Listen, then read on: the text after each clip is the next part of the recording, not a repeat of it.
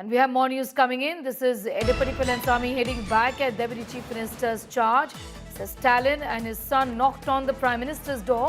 What's wrong if I meet Home Minister Amit Shah?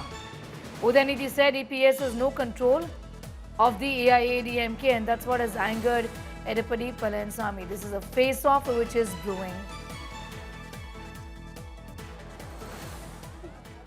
அதுல சொல்றாரு திமுக தேர்தல் வந்த உடனே எல்லாரோட தமிழ்நாட்டு மக்களுடைய வீட்டு கதவெல்லாம் போய் தட்டிக்கிட்டு இருக்கு அப்படின்னு. நான் ஏற்கனவே அதற்கு பதில் சொன்னேன். திரு எடப்பாடி பழனிசாமி அவர்களே, நாங்க ஒன்னும் உங்களை மாதிரி அமித்ஷா வீட்டு கதவையோ கமலாலயம் வீட்டு கதவையோ திருட்டுத்தனமா போய் தட்டல.